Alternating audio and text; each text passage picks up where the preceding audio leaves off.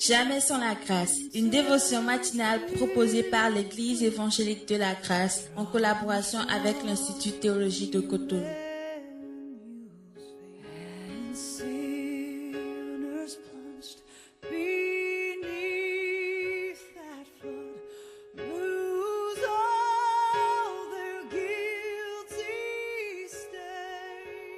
Bonjour chers amis, bienvenue encore une fois dans cette nouvelle journée avec une nouvelle provision. Que Dieu vous bénisse abondamment. Père, merci beaucoup parce que tu as encore des bénédictions en réserve pour nous ce matin au nom de ton Fils Jésus-Christ. Amen. Nous continuons dans notre psaume 45 toujours. Ce matin, je crois nous allons, Dieu permet, Dieu voulant, nous allons terminer la semaine sur ce psaume.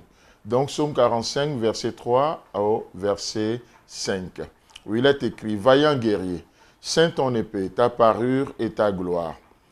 Oui, ta gloire, sois vainqueur, monte sur ton char, défends la vérité, la douceur et la justice, et que ta droite se signale par de merveilleux exploits. » Amen.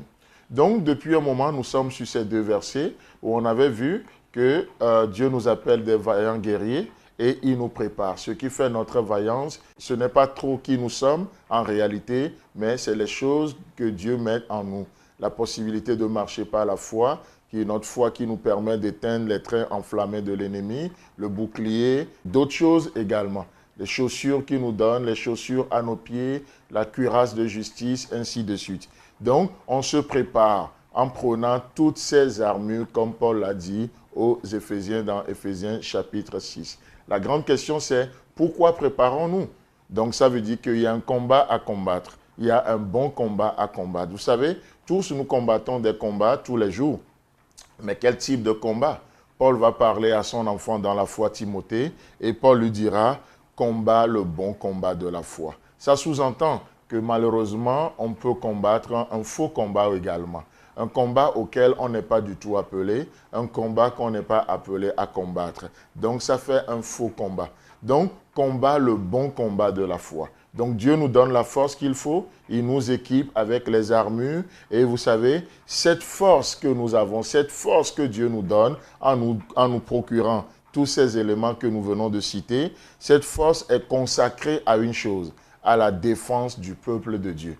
Cette force est consacrée à défendre les intérêts de Dieu, pas nos intérêts. Cette force est consacrée à défendre les choses de Dieu, les biens de Dieu, à la crainte de Dieu.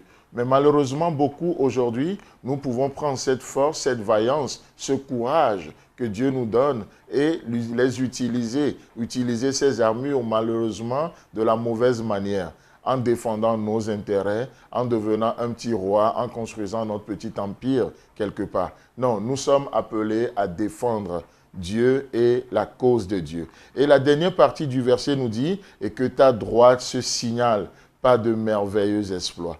Donc, dans d'autres versions, il nous est parlé de « que ta droite t'enseignera ».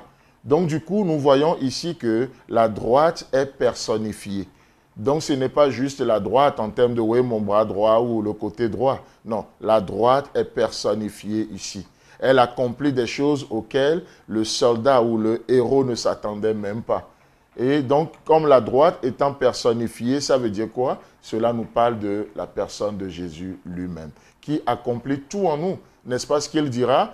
Tout ce que nous faisons, c'est lui qui l'accomplit en nous.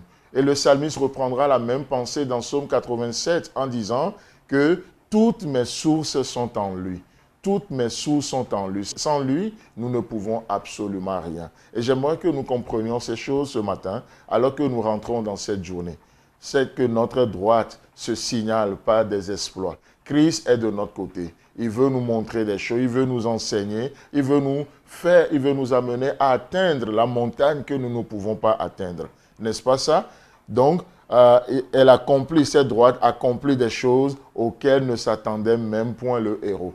Il ne s'attendait même pas. Dieu veut nous surprendre dans cette journée. Lorsque nous faisons notre part, comme il nous appelle à le faire, défendre la vérité en vivant dans la vérité, défendre la douceur en étant doux autour de nous, défendre la justice en étant juste. C'est une vie extraordinaire, mes amis, et il n'y a que Christ qui peut nous amener à atteindre cette montagne que nous ne pouvons pas atteindre ordinairement. Que Dieu vous bénisse ce matin et agréable journée à chacun d'entre nous et vivons la bénédiction de Dieu. C'est tout le temps que nous avons. Si vous avez aimé cette dévotion, parlez-en à vos amis. Parlez-leur du message de la grâce et de ce qu'il fait dans vos vies. Pour un sujet de prière, une question ou plus d'informations, contactez-nous. Téléphone 64 88 35 87 ou 96 42 69 05 ou par WhatsApp au 94 75 80 20.